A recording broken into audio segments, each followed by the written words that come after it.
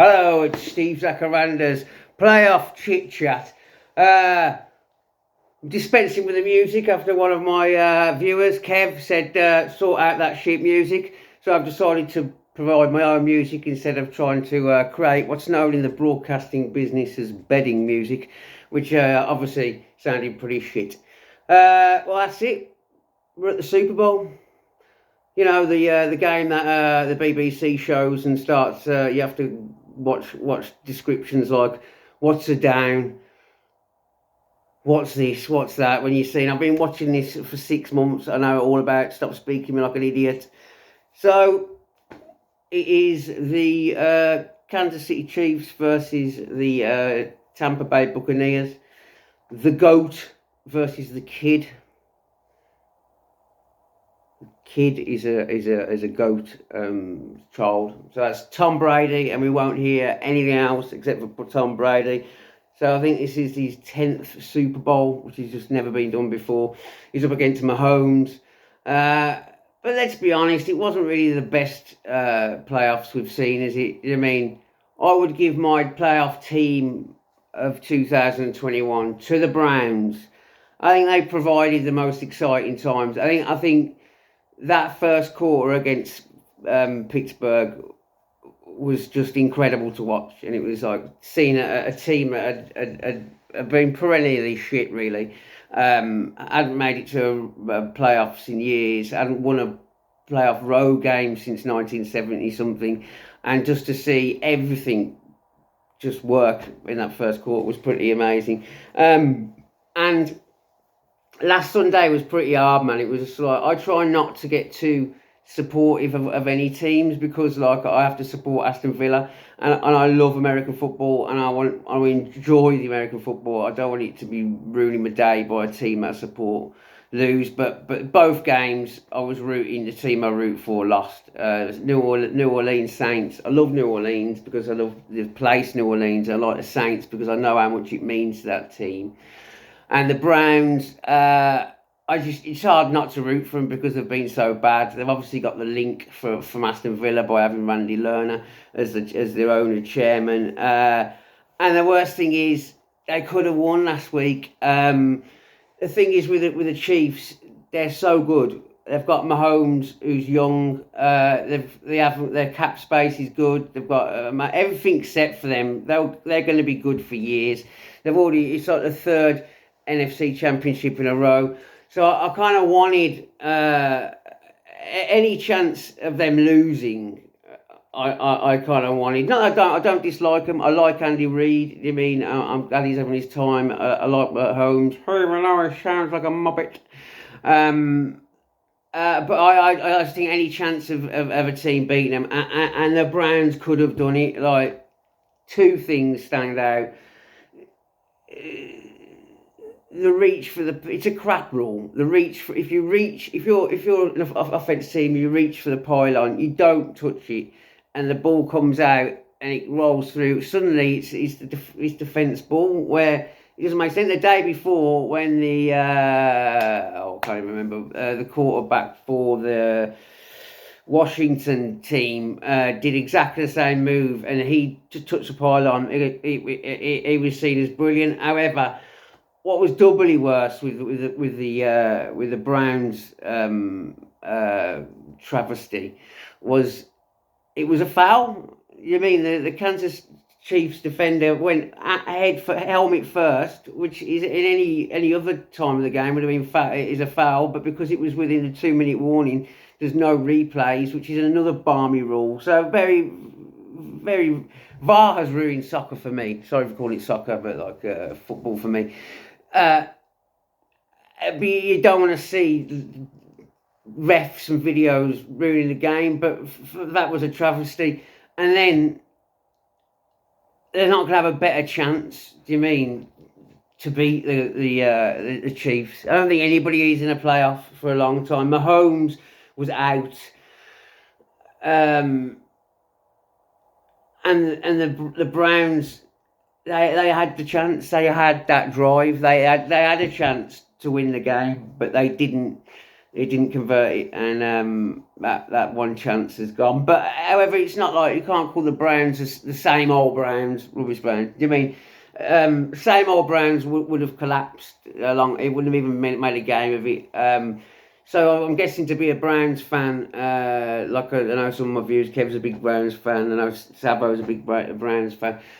You got to be pleased with the season. Do you mean perennial losers, and you end up basically being one drive away from being in the NFC or the AFC Championship? As it is, we got to see two championship games. It's usually one of my favourite Sundays of the year. Do you mean? But and I wanted Aaron Rodgers to win. I wasn't that bothered really about it. It wasn't like I was rooting for the Saints the week before when Drew Brees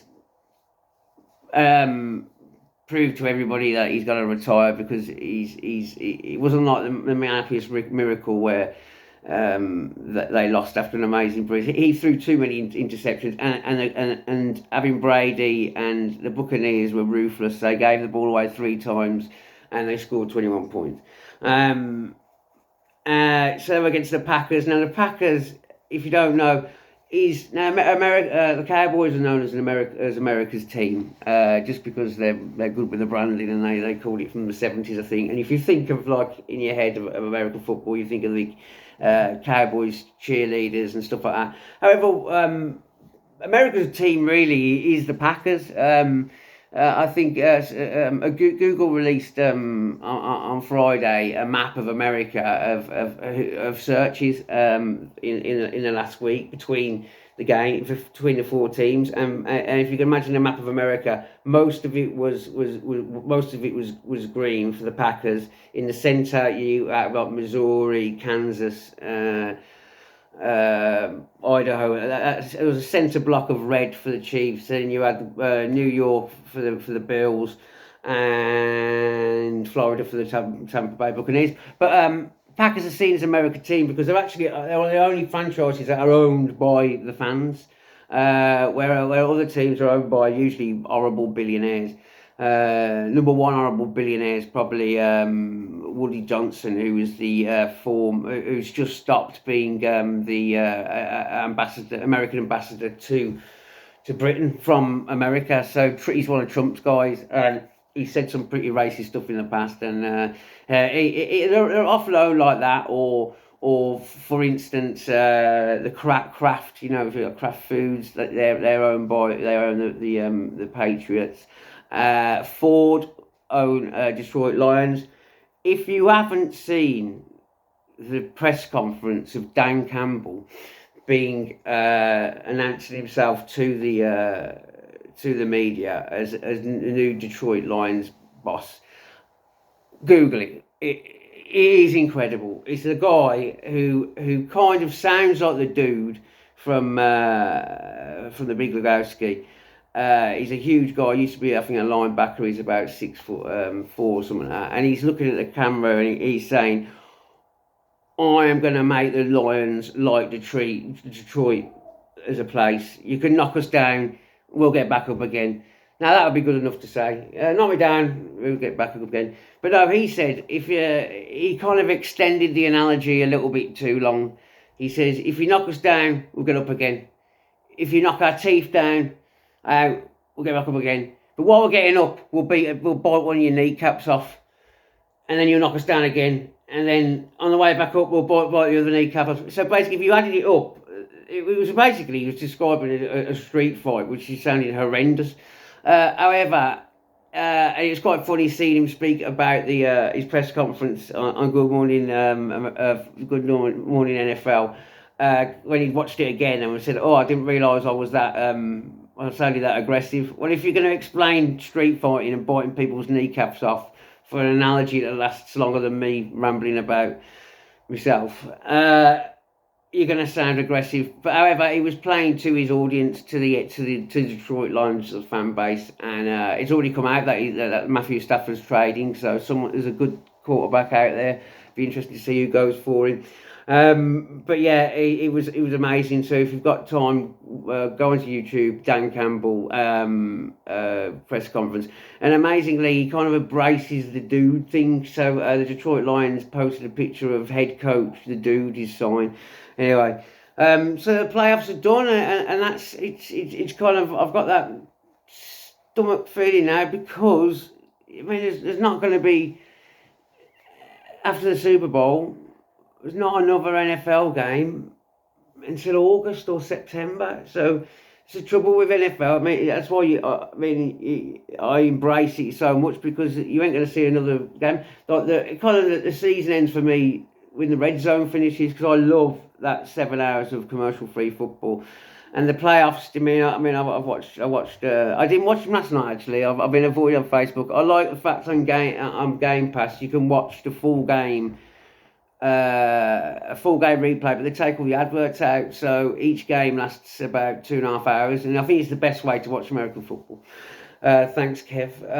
But thanks to anybody who watched. I think I can count you. I know all of your first and second names. Thank you for watching. I will be talking about different things as we go on. I might do an arrest count. There's been some arrests, obviously, in the off season. I personally would be sad because there's only 2 teams left playing, and we've got to say goodbye to some stars. I love watching Michael Thomas. I love Derek Henry.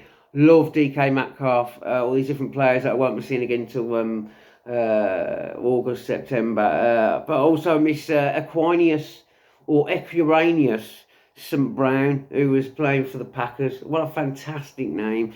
There's some great names out there, NFL players. The Brick House, Chad Ochocinco, all these different names. But that'll be it now. So it's just till the Super Bowl where everybody else gets to talk about the NFL when me and you, who are the proper fans and who have been watching, have been having Sunday NFL eyes for the last few months. Like everybody else now, we've just got one game to watch. So I shall be coming back on having a ramble here and there, but thank you for taking the time and watch. We'll end with some music.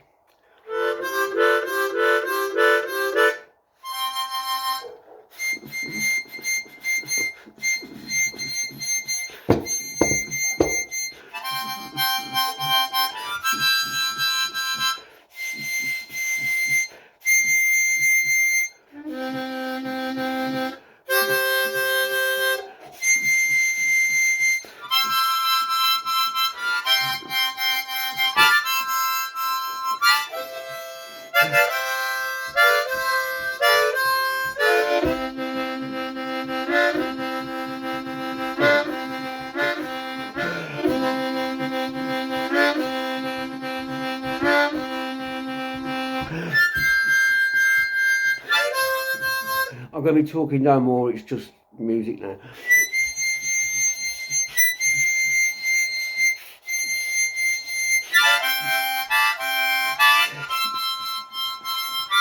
Back once again for the Renegade Master.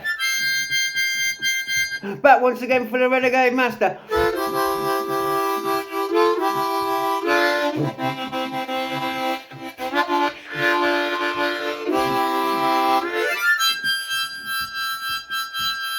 Back once again for the Renegade Master.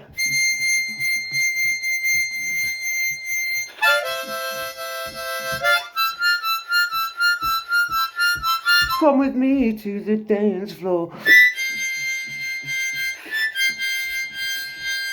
I really need pubs to open again. I am going fucking mad.